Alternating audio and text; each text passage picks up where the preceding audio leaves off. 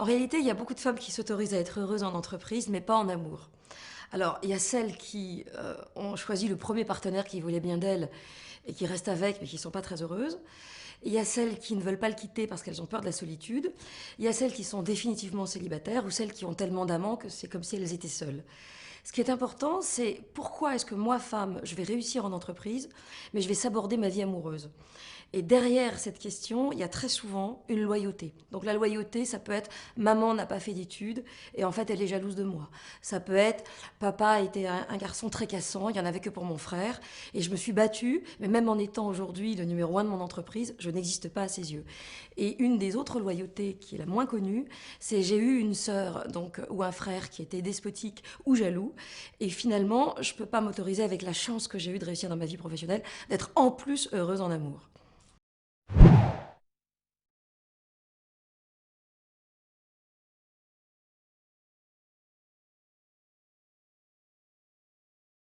C'est une raison très simple, c'est qu'une femme qui est souvent dans l'affect ne dissocie pas sa vie privée de sa vie professionnelle.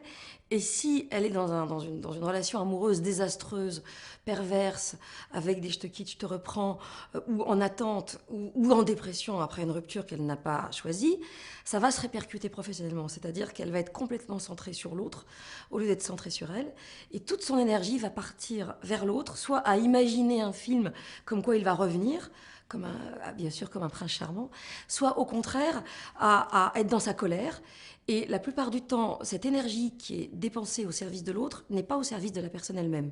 Conclusion dans l'entreprise, elle va être polluée par des tas de souvenirs, d'idées, d'émotions qui vont finalement, il y aura une espèce de logorée des émotions, une espèce d'incontinence des émotions qui va faire que leur travail va se faire en 10 fois plus de temps que normalement.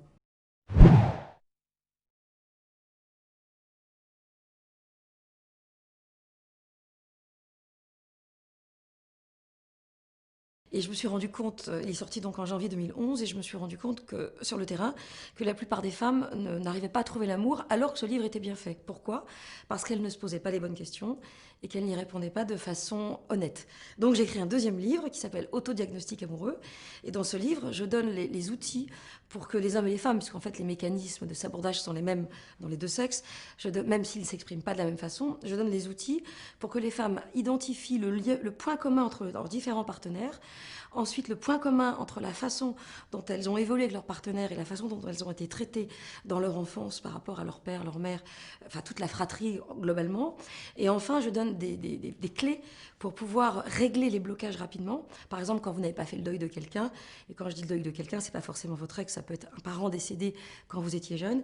Et toutes les clés et tous les outils qui vont faire que ces personnes-là vont pouvoir assez rapidement, donc toujours pareil, entre 3 et 6 mois, pouvoir ouvrir des perspectives et changer de niveau pour rencontrer des personnes différentes.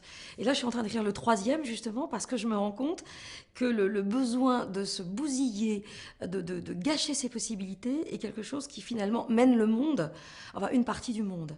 Et je trouve que c'est dommage de ne pas être heureux, finalement, dans sa vie, parce qu'on ne peut pas s'autoriser. Et le mot s'autoriser, je crois, est un mot clé, qui est typiquement féminin, mais qui existe aussi chez les hommes, mais sous une autre forme, et qui passe pas toujours par la vie amoureuse, justement, ou en tout cas d'une façon beaucoup plus cloisonnée.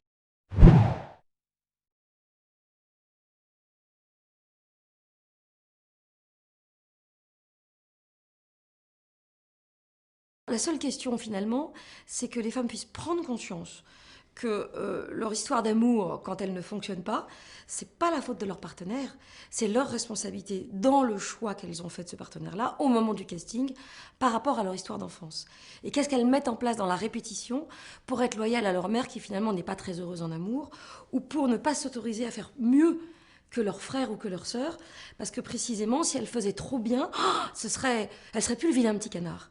Et il faut qu'elle reste quelque part un vilain petit canard pour justifier leur réussite professionnelle. Et c'est en fait ça que je vais traquer à travers les questions. C'est finalement quel est le blocage qui empêche les femmes de s'autoriser à être heureuses dans tous les domaines de la vie.